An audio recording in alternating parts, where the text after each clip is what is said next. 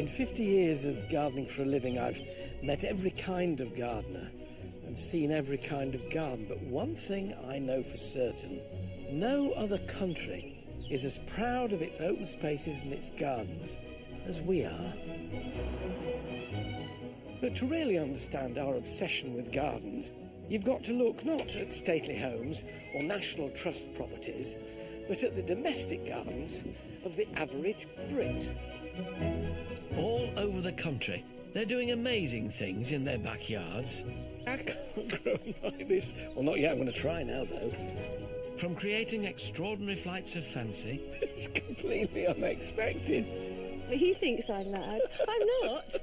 Outdoor spaces that feed and work for us in surprising ways. Look in there.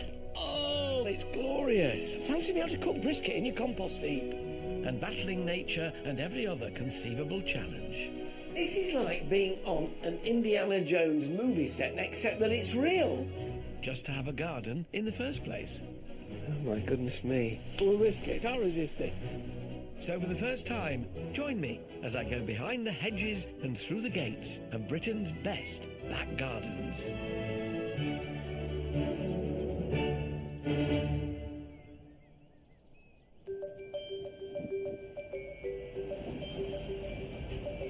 A year ago, I began my search for Britain's best back gardens.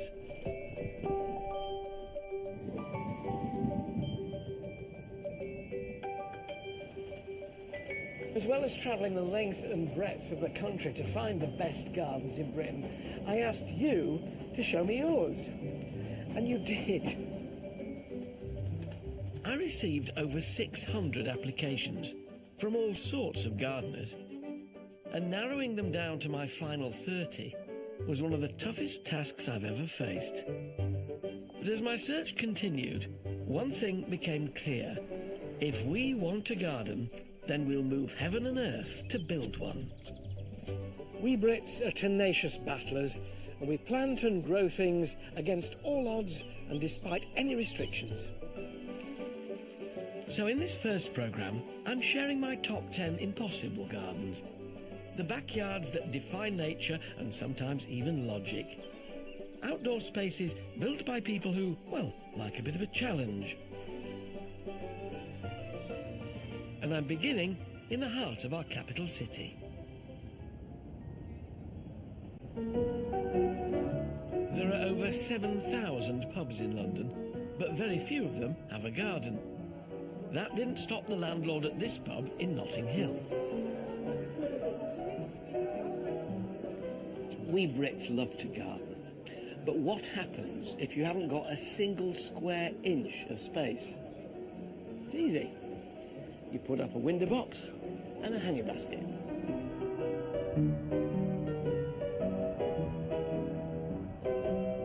But why settle for just one?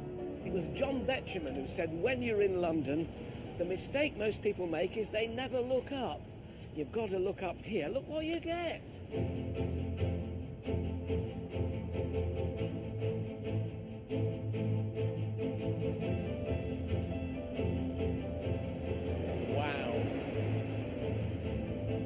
The man behind this miraculous creation is Jerry O'Brien, who's lived above and managed the pub for 30 years.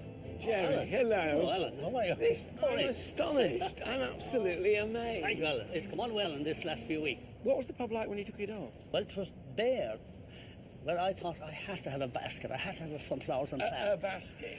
So I started out, Alan, and it looked great. In a couple of years, it looked grand. But then I looked up and I thought, well, next year I might put another few. And it just went up and up and up. And we finally, Alan, we got to the chimney tops. How many baskets and boxes have you got now? It's 50 window boxes and 44 hanging baskets. With a lot of ladder climbing, vertical gardening like this is a precarious business. I was up the ladder about 10 years ago, Alan, and I slipped coming down.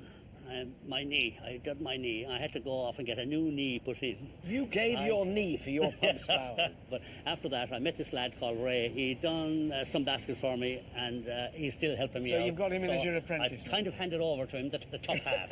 But I said, I'll keep my feet on the ground if I can. So, Jerry, how much does it cost? Question. Go on.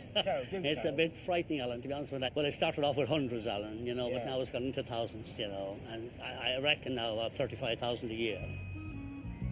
Jerry relies on a comprehensive irrigation system to water and feed his plants, but I've spotted a basket that could do with a helping hand, and I just can't help myself.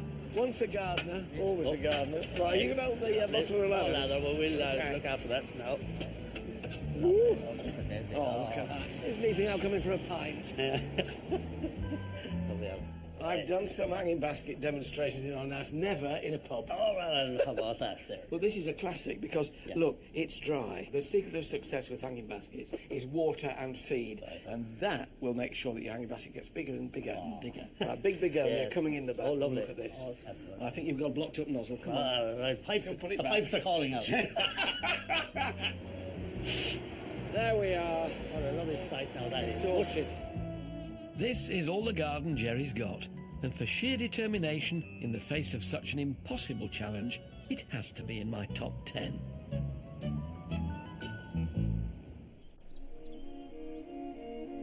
I'm now heading to the most northerly part of the British Isles where, because it's my list and it's my rules, I've picked not one but 2 gardens to share my number 9 slot. The Shetland Islands is a treeless paradise for birds and wildlife, but with barely any daylight in the winter months and being regularly battered by salt water and gale force winds, it would seem a foolhardy place to attempt to have a garden, and yet the Shetlanders do.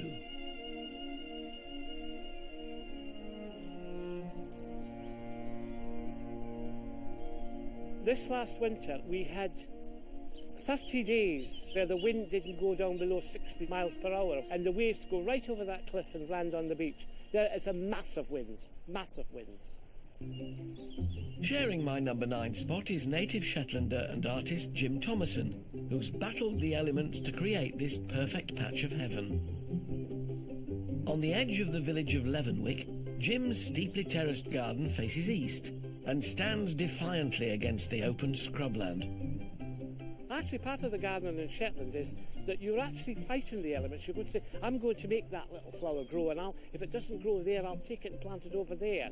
Whereas in England or Scotland, you just put it in and you say, oh, isn't that gorgeous, you know? Here you, I'm going to protect that thing. So you have to be careful where you put things in Shetland. Key to Jim's success is creating shelter. Dry stone walls and salt-tolerant shrubs do their best against the North Sea winds, but nothing grows terribly tall, and Jim still has to take his chances with the more tender plants and flowers. I think they're more precious because of that. You're delighted if something pops its head up and says hello. My second miraculous Shetland garden is just 100 metres from a sea fjord and is just as exposed, but on an island where trees struggle to grow, the owners have somehow created a woodland oasis. I just developed this all-consuming passion, this hunger for new plants, a hunger for knowledge that just kept me going. German-born Rosa Stepanova came here for a holiday over 35 years ago. She met James Mackenzie and has lived here ever since. I remember when we first came here in 1977, there was nothing here, there wasn't a single tree, and it was just horrendously exposed here. The soil here is not like seaside gardening soil, like sandy and well-drained. It's basically a peat bog that gets totally waterlogged in the winter.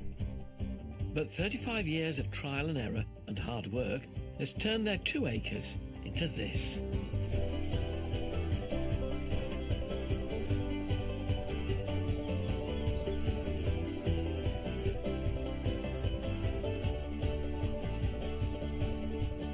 The secret of Rosa's lush oasis are her miraculous trees, which create a precious microclimate. But these trees are special. They're hardy, salt and wind-resistant strains that she's imported from similar climates in the Antarctic, Iceland, and even Alaska. It took about 20 years, maybe even longer, to create any reasonable shelter, and then we got these fabulous Alaskans arriving in Shetland, and everything changed, and everything is now possible.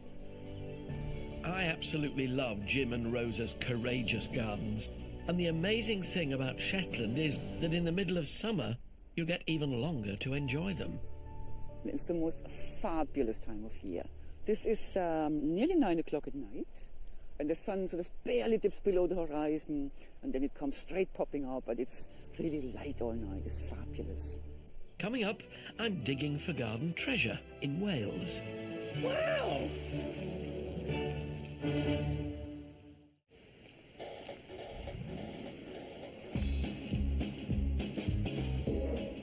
My journey around Britain's favourite back gardens has been a fascinating process. I've discovered that the British gardener will literally plant and sow anywhere. So before I reveal the next plot on my top 10, let me show you 2 gardens that have thrived in the most unlikely places. A lot of people were saying, oh, it's not possible, it can't be done. You immediately want to try. One of my roles here is to show people you don't need to move to a country cottage to grow organic vegetables. In King's Cross in London, tomatoes have replaced trash in gardens created in old skips. The reason why we're in skips is because we're a portable garden, and we've been to 3 sites before we were actually on this one. And just down the road, Wendy Shillham has created what must be the country's most unlikely veg plot. Tucked between the chimney pots is a shed, a greenhouse, a composter, and a fully productive fruit and veg garden, 5 floors up. It was an experiment. I didn't mind if it didn't work. I really just wanted to see what I could grow. I've got runner beans here and French beans. And then this year I've actually got a courgette to climb, which I've never done before. It is extraordinary what, a little bit of foliage does to the soul. It seems there's no obstacle that the plucky British gardener can't overcome. But what happens when you inherit a garden that you never knew was there in the first place? For 50 years, this patch of land in Monmouthshire held a secret, which was only revealed when John and Lisa Harris bought it 15 years ago. Lovely to see you. Lovely to meet you.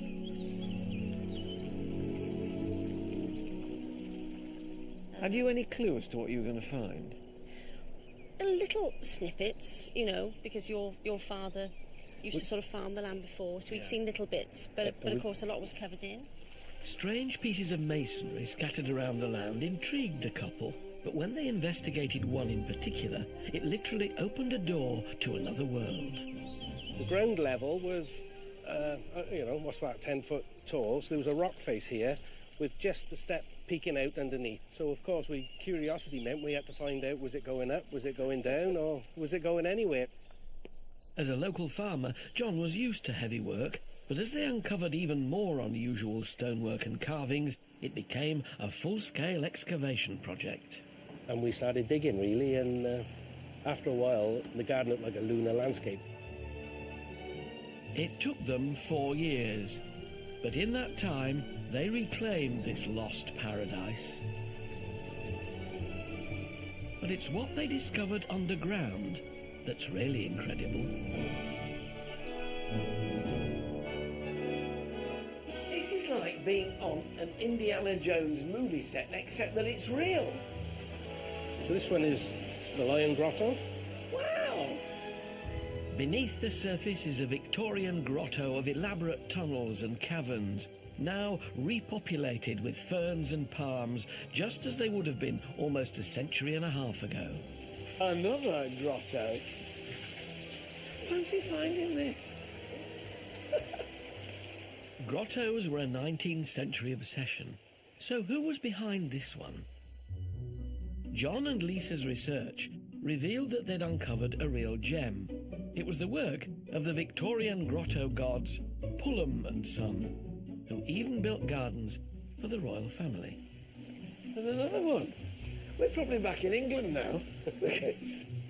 Pullum and Son's skill was combining real stones with their patented fake stone cement, Pullumite, to create a natural-looking scheme. The thing is, it doesn't just look like stone. It actually does feel like stone. When you hit it, you can't tell. But exactly what their stone was made of remains a mystery. It's always talked of as a secret recipe. How secret do you reckon it is? I'm not aware of the secret of the Pullum recipe, but we recreate it by using sand and cement.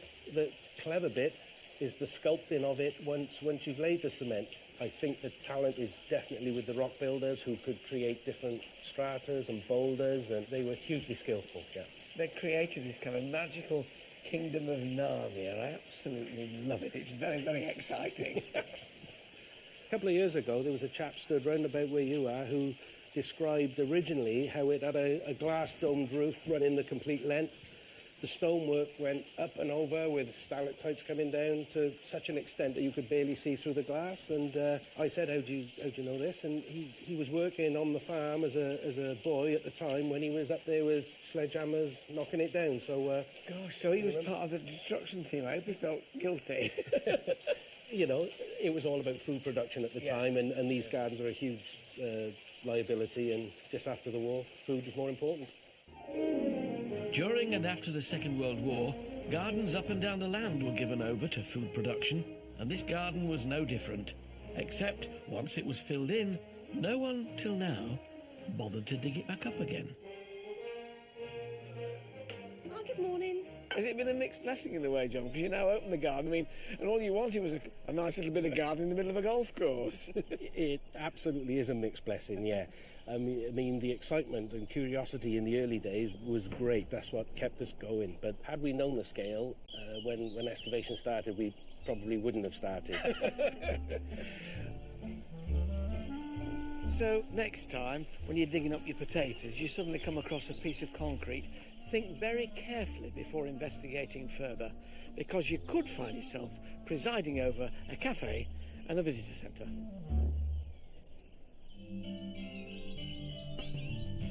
My next impossible garden might be modest in scale, but it's no less surprising. It's a tropical paradise behind a terrace house in the West Country. None of this was planned. I think if I'd have planned it, I would have been too scared to do it.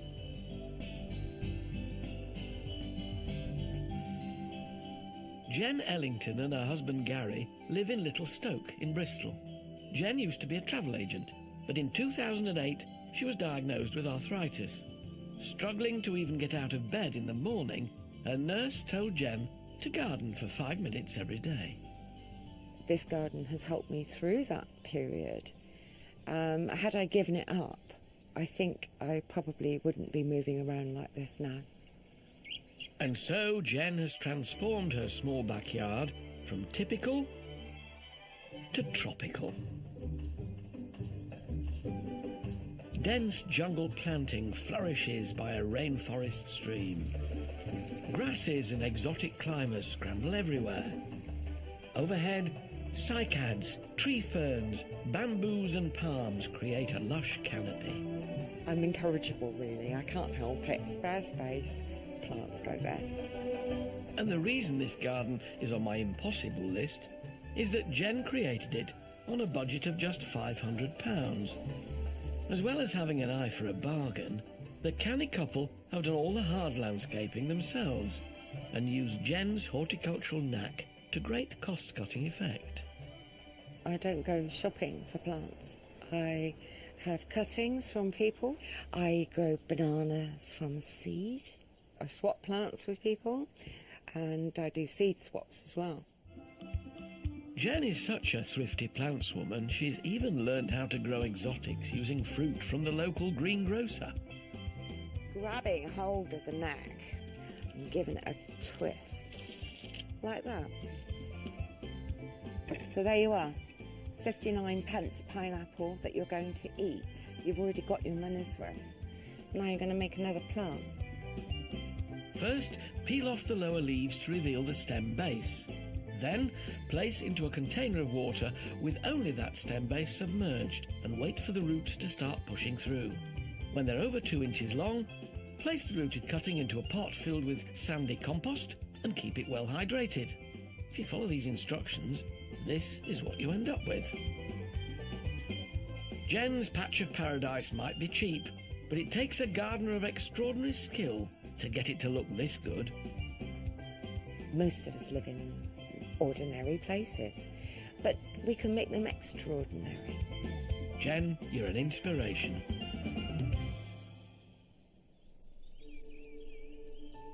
From a bargain basement backyard, my next garden is a blow-the-budget blockbuster that takes its cue from the spectacular view.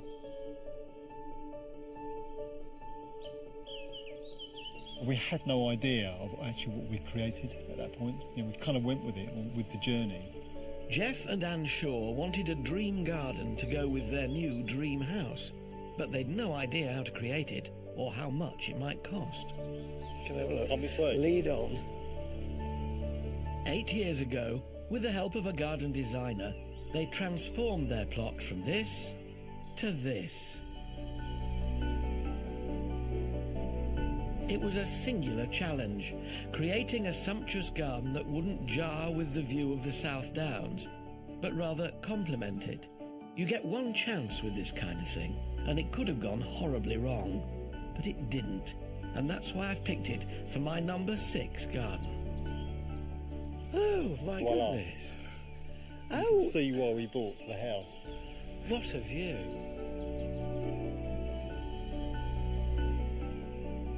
It frays into the landscape, which is what is so lovely. It becomes a part of it. What's so wonderful is it's this series of asymmetrical curves. There are so many straight lines in gardens now. It's really refreshing. Well, we've got this fantastic backdrop. Straight lines just wouldn't work in this garden. And the lovely slope on the lawn there, it's falling away. Yeah. And it completely leads your eye down and into the landscape. Here we are on the decking. Oh, so this snakes again across the waterfront and disappears into it there. Exactly. Slipway. We're now on what was the tennis court. Yeah. I think I prefer this. Yeah. This is my wife, Anne. Hello, Anne. How are you? We look at what it was like then and now, and compare the two. It is pretty gobsmacking. Oh, come on, Jeff. We both cried when it was We finished. did, yeah. We did. What, joy or Oh, joy, tragedy? yeah. Joy, yeah. The price, yeah, the price. When we walked on the day that it was finished, we came down and sat on here. I started first, and then Yeah. he gave me a hanky, then I had to give him the hanky back because he started to cry as well. Were you daunted by budgetary constraints? Because, Yes. I mean, you must have seen the numbers racking up. We didn't initially have a budget, and then when we'd got past the drawing stage and started to talk about budget, we had no concept of it. No. But bear in mind, we both come from very normal backgrounds, you know. I've never done anything like this before, so we just did not have a clue how expensive it was going to be. Am I allowed to ask what it cost? You can ask. I'm not sure I want to say. But we're talking 6 figures here, aren't we? Yes. Once it was done, Yeah. we really did It was- look at it and we thought, do you know what, it's worth every penny. I've been in plenty of expensive gardens that are filled with hot tubs, tennis courts and swimming pools, but this is something rare. It cost the earth, but it looks out of this world, a makeover masterpiece that does justice to its setting. I can't see you two ever moving. It is the most special garden, I have to say. It would be so hard to ever leave here. I couldn't agree with you more. Coming up, it's my top 5.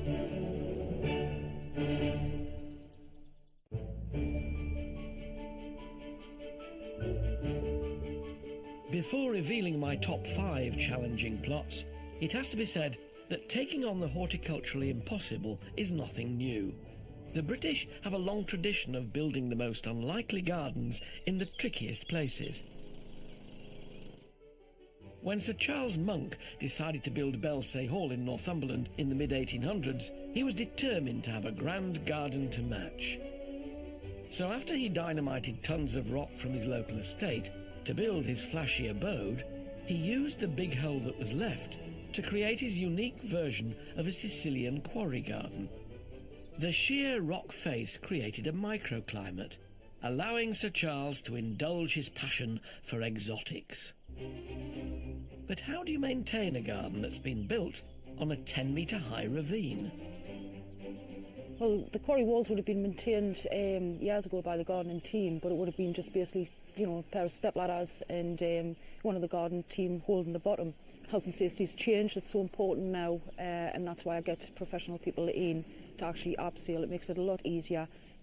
The plantings in this area are only surviving on a couple of inches of soil, so they've got a very shallow rootstock. So I need to ensure that these beautiful specimens that's in this East Quarry are going to be here for future generations. It's because we invest so much time, effort and money into our gardens that we become so attached to them. So what happens when it's time to sell up and move on? For Bermudan-born artist Lynn Perotti, the answer was simple. Her garden was coming with her. People with a roof terrace tend to go for a minimalist look, but not Lynn. Oh my goodness, we are in the sky. Hers is practically a full-blown cottage garden, and she moved it up here to Kew from her old home in West Hampstead. How on earth did you get it all up here, though? Has it all got to come through the flat? Well, this building is brand new, Yeah. and we bought it off plan before we even had walls in our apartment. We were bringing these sort of items through Block B, which at that stage was just an empty cement shell. You see, you're my kind of woman. You do the garden first and then the house gets done Of course. afterwards. And my wife could never understand that. Did it all get up here in one piece? Well, there were a few sort of tragedies which have now healed. Like this Japanese acer had one of its main limbs ripped off. You know, I was like, what have you done? Oh my God! And I just was walking around with this limb because it got ripped off as they were bringing it from the unfinished part of the building. But Lynn's plants were already extremely well travelled before they reached these lofty heights. Bear with me here, it gets complicated. They had a bit of a circuitous route because they had to go to Padstow for 1.5 years with my mother-in-law called Barbara and her husband Barry whilst this building was being sort of fabricated. Let me just catch up here. They're growing in a garden in West Hampstead. Yeah. You're going to move then, but you can't move them straight in, so they all go down to Cornwall. Exactly. For over a year. Exactly. So why move it all here? Why not just start again? Why go to all that trouble? Because I have a personal attachment to my plants and trees and bushes. And that's why I love this garden. Lynn has nurtured and cared for it for so long, it's become part of her life. Something she can't live without, and it's still growing. So this year, I decided to have roses. What are they growing in? Well, they're growing in horse manure. How deep then? What's the depth of soil? It's about 1.5 feet, Yeah. and the beds are lined with very thick plastic sheeting to keep the moisture in. You don't want this ending up in your room below, We do you? certainly don't, because the bedroom is just below this. It's horse manure coming through the Wouldn't it ceiling. be a wonderful way to die, like with all the roses falling on you in bed? Can you imagine not having a garden? No, I can't. So there's no way you could do this now. They're up here and they're staying up here. Well, I think if I sell this place, I might take a few. We'll have to get a cherry picker or something and take them over that side. Absolutely bonkers. Lynn's attitude to her garden might seem a bit extreme. I mean, how many people do you know who would move their garden, lock, stock and begonia? But she did, and she gets great solace out of it. To a gardener like me, it seems the most natural thing in the world.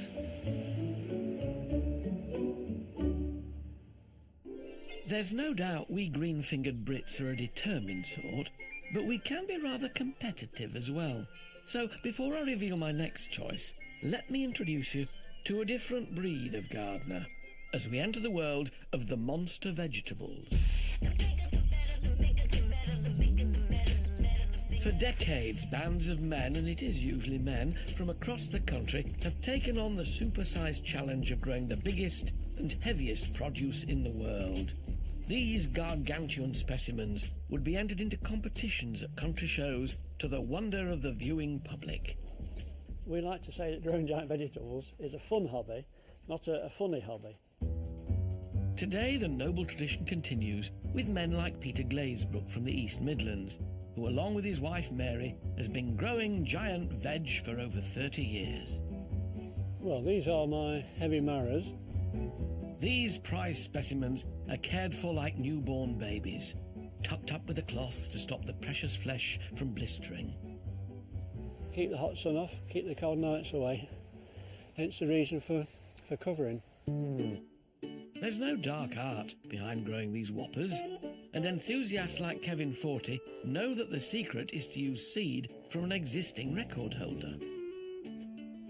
We're fortunate this year to get some seed from a guy called Brian Marshall, who grew Britain's largest runner bean last year, measuring 36 inches, which was incredible. And once your mammoth veg is ready for show, the other big challenge is getting it in the car. It's quite a heavy, strenuous type of job, you know. You've got to be fairly physically fit. Well, Peter always says to me, you have the light end, but I never know which is the light end of a marrow. If growing giant veg isn't your thing, imagine then entering your garden into a beauty contest. The lovely thing about private gardens is that they're just that, private. You can keep them to yourself, unless you want to show off a bit and let people have a look. But they're going to judge you then, you know, and you might not always like what you hear.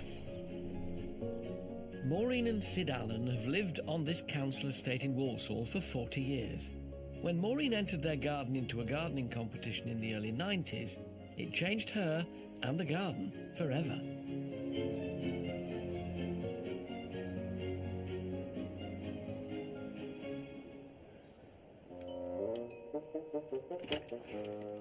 Hello. How are you? All right, thank you. Lovely to see you, I will. How did you get started?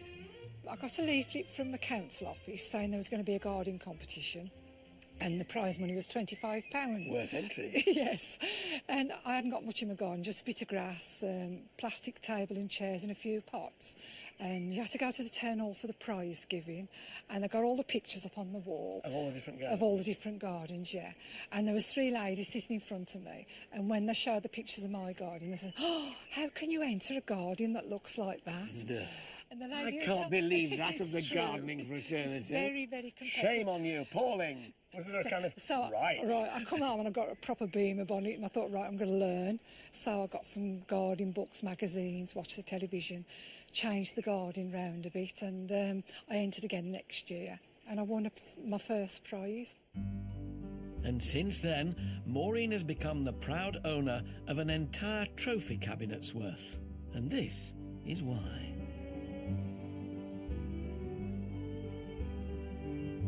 Maureen's prize-winning beds are a sight to behold. I don't remember the last time I saw borders so awash with flowers, but this takes real skill to do this. I mean, it all fits together. Look at that in the most beautiful sloping way. Were you a bit nervous about losing your lawn? Was that why you didn't want to make your borders? Sid was nervous. There's less for him to mow. And this, it doesn't happen by chance, does it, Maureen? I mean, this takes effort, it takes observation to know what how your plants are going to perform, to get them in the right spot, to complement each other in terms of colour and form and shape and texture. I'm learning from this a lot. But I'm relieved to see she's not completely perfect. Good Lord, a leaf with slug damage on it, that's rare. Oh, and a wind chime. I hate these. But just when I think I've seen it all, Maureen pulls out her trump card. Oh my goodness me, you've got another garden. Wow. 10 years ago, Maureen acquired a piece of wasteland behind her plot and created a gravel garden that's become a haven for wildlife. There is a light in your eye when you talk about your garden. I mean, it's therapeutic, isn't it? It's lovely. Has it transformed your life? It has really. It's almost impossible to believe that everything Maureen's done, she's learned from scratch. I've seen professional gardens that it would knock the socks off. Just imagine what would have happened if Maureen had been crushed by that early criticism and given up. But she didn't. She bounced back after her borders took a battering and created this wonderful bit of magic in the Midlands.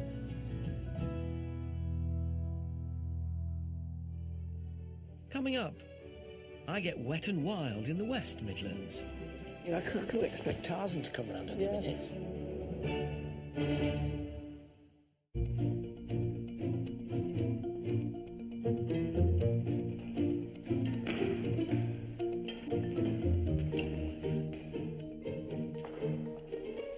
So what's this all about then? Well, this may seem like a large area when it's your half in a badminton court.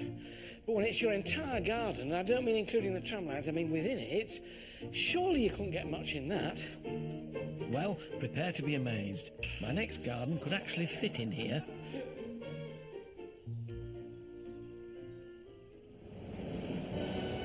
retired art teacher Grenville Johnson has found a way to make his tiny plot feel palatial. I wanted to make a garden that captured the imagination and pleased the soul. And if you ask me, he's done it. This grand garden in miniature has a raised dining area, a water cascade, a fernery, a stumpery. I could go on. There's great use of vertical space here, and Grenville got that idea from the local florists. They actually are very clever at layering their plant displays, and I've done the same. Placing pots at different levels, move them into position, step back. If you're happy, that's it. The pots, the plants will tell you when they're in the right positions. And he's put in a few tricks of his own. I've included a mirror. This helps to create an illusion of space. It really does create a wonderful magical element to the garden. But the really great thing about the garden is that it's so fabulously over the top. And Grenville has a great tip for how to achieve his antique look. It's ordinary yoghurt on the end of a paintbrush, and you just simply wash it backwards and forwards, all the raised elements, and it's a great way of giving a relatively quick aged effect to an old piece of stone in the garden. So take a bow, Grenville. Your space may be tiny, but your garden is fabulously grand.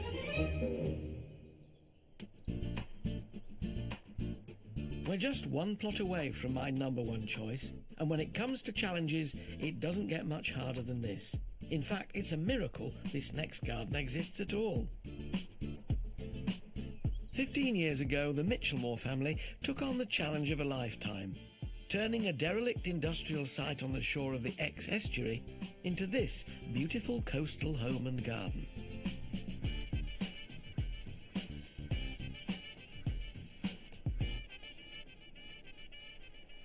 In most gardens, we fight an onslaught of weeds and other pests. For Jackie Mitchellmore, enemy #1 is the sea.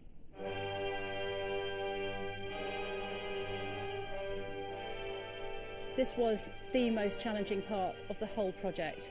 It wanted her garden back. This was eroding at about a metre a year back into the estuary, and one of the things we had to do before we could even think about the house and the garden was to try and stabilise the site. It's not pretty, but this sea wall and the earthings around it are all that's stopping the garden being entirely swept away. Despite the sea wall, the site remains vulnerable to storms, so Jackie's made the very best of what natural shelter was already there. I think these worked really, really hard, both from a sculptural point of view and from a shelter point of view. I've cut windows in this in sort of strategic places so that you can see different vistas up and down the river without it compromising our shelter too much. And instead of digging out another indigenous tough cookie, it's also primped and beautified. So this is a cloud-pruned hawthorn hedge, and it's here basically to stop you plummeting over the edge. It isn't just nature and the elements that this family had to battle. The garden and house is built on an old mussel purification factory, featuring 2 enormous sunken concrete tanks. Rather than fill them in, Jackie got creative. This used to be where they washed the mussels before they were bagged up and sent off to market, and so it seemed quite an appropriate thing to actually put water back into it. The other tank was more of a challenge. What would you do with a sunken 22-metre wide circular tank in your garden? We put a whole load of beach sand in there, and a whole load of local friends come together every Tuesday and play beach volleyball in the space. It's actually proven to be a really useful hole in the ground. What I love most about this garden is the ingenuity in the face of such adversity. You really get the feeling if life threw lemons at Jackie, she'd make a gin and tonic. And that makes for a top 2 garden.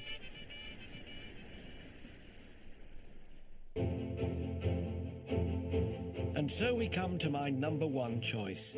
So far, we've explored hidden gardens, squeezed into minute plots, visited demanding locations, and seen a triumph over adversity.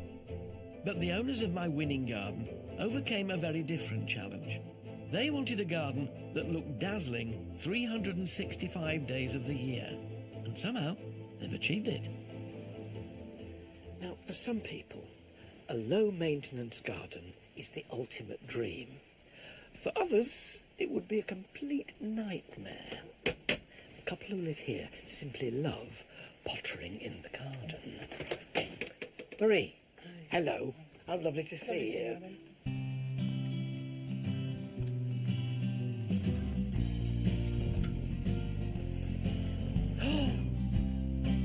Goodness, it's like a grandstand view. Wow. With absolutely no horticultural training, Tony and Marie Newton have created a back garden so impossibly perfect that it's sought out by visitors from all over the world. If you put in the words, the most beautiful home garden in the world, into a search engine, there we are, we pop up on the first line. 25 years ago, they began re-landscaping and replanting their third of an acre plot with one dream: to build a garden which looked good every single day of the year. And they've only gone and done it. It's a joy in the springtime, a stunner through the summer, amazing in autumn, and in the snow, it's simply stunning. But I've come on the absolute test in a thunderstorm. Astonishing. How much time do you spend in the garden every day? Well, we retired about 4 years ago, and until then we had very busy day jobs, and we used to concentrate working at the weekends and in the evenings, and sometimes we had head torches. You went out there looking like a miner? Yes, yeah. But so it's much more leisurely now, but we spend on average probably a couple of hours a day each. That's still 28 hours a week between them. I had to get down there now. So what's the key to this garden's four-season success? Well, I think there are three of them. The first is the couple's deft use of evergreens. They've refused to see them as a dull compromise and mixed their shades for maximum effect. Is there an overall colour scheme? Red, blue and yellow. That's pretty bold. That's three colour schemes. Yeah, well, red by itself often it's a bit flat, a bit drab, but if you put yellow near it, it makes it ping. And then blue just complements it. I love it. It's so on Farrow and Ball. But Marie, it all looks incredibly ordered. You'll find as we go down the garden, it's quite different. It becomes less formal. The formal evergreen garden does indeed give way to a more exotic Japanese style. The garden sort of changes its mood here then, really. That's right. Again, an exciting choice for year-round interest. Now we're in the jungle. Yes. You know, I couldn't expect Tarzan to come around any minute. This is the second trick, the idea of creating gardens within gardens, each with their own moment to shine. I'm rather glad it's raining, because I do feel that we are in the kind of rainforest. We're quite literally. Monsoon. Look at these bamboos, superb. And you do that wonderful thing of cutting off the side shoots. Yes. We've got three big Trachycarpus palms, and we've got a banana. Of course you have. And there's more. Now we've got sort of woodland, which is different again, and a stream. A stream, we built the stream in 2001, but it grew and became 54 feet. It all looks so natural, so artless, which of course it isn't, because this is high art and high maintenance art too. I mean, have you ever seen such a leaf-perfect garden? I haven't, and achieving it is down to their third secret weapon: daily dedication. Tony, do you ever stop pruning, or does it go on the whole year round? We do a little bit and often, that's the secret. It's kind of a clip round the year, really, isn't it? I like to prune in a way where it doesn't show. With every garden, you've got limited space, and every plant wants to be really a little bit selfish and take what space it can. Yeah. So this is a way of, it's like being a team player. They have to learn a little bit. They can have some of their own attributes, but they actually have to consider their other neighbours. That Holly's grown another ½ inch as we've been talking. You better get on. This one is in more need. It's bending over. Okay, off you go. I'm going to take that one out. I'll leave you to it. There we are then. Seems happy enough. Trying just leave him to it. I suppose I should have realised when I came in. Missed one. Tony and Marie are very relaxed about their dizzying high standards, but to have a backyard looking show garden ready, no matter what the weather or season, is truly the definition of impossible. And I take my hat off to them.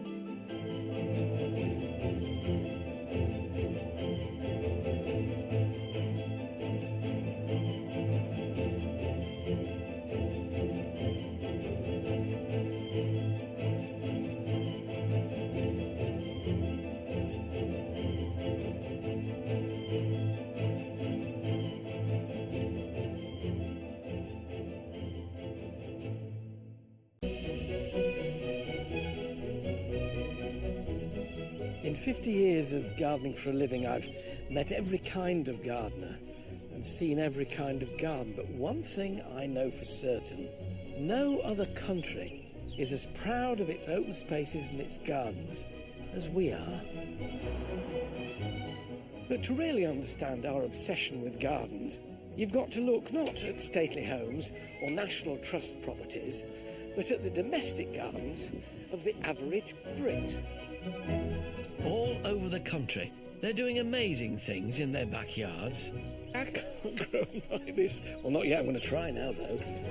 From creating extraordinary flights of fancy... It's completely unexpected. He thinks I'm mad. I'm not. Outdoor spaces that feed and work for us in surprising ways. Look in there. Oh, it's glorious. Fancy me how to cook brisket in your compost heap. And battling nature and every other conceivable challenge. This is like being on an Indiana Jones movie set, except that it's real. Just to have a garden in the first place. Oh my goodness me. Full of brisket, I'll resist it. So for the first time, join me as I go behind the hedges and through the gates of Britain's best back gardens.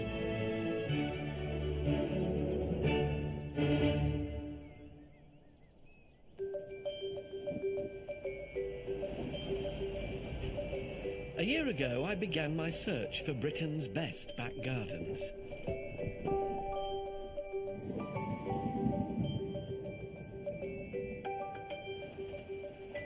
As well as travelling the length and breadth of the country to find the best gardens in Britain, I asked you to show me yours. And you did. I received over 600 applications from all sorts of gardeners, and narrowing them down to my final 30 was one of the toughest tasks I've ever faced. But as my search continued, one thing became clear.